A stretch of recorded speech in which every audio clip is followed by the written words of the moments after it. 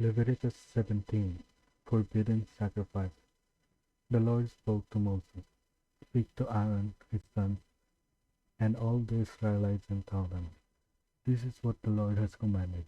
Anyone from the house of Israel who slaughters an ox, sheep, or goat in the camp, or slaughters it outside the camp, instead of bringing it to the entrance to the tent of meeting to present it as an offering to the Lord before his tabernacle, that person will be considered guilty. He has shed blood and is to be cut off from his people. This is so the Israelites will bring to the Lord the sacrifices they have been offering in the open country. They are to bring them to the priest at the entrance of the tent of meeting and offer them as fellowship sacrifices to the Lord. The priest will then splatter the blood on the Lord's altar at the entrance to the tent of meeting and burn the fat as a pleasing aroma to the Lord. They must no longer offer their sacrifices to the goat demons that they have prostituted themselves with. This will be a permanent statute for them throughout their generations. Say to them, anyone from the house of Israel or from the aliens who reside amongst them, who offer a burnt offering or a sacrifice but does not bring it to the entrance to the tent of meeting to sacrifice it to the Lord, that person is to be cut off from his people. Eating blood and carcasses are prohibited.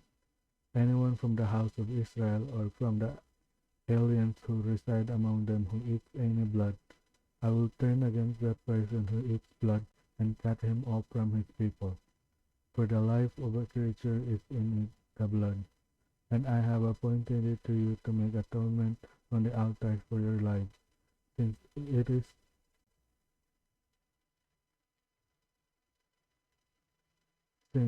is the lifeblood that makes atonement.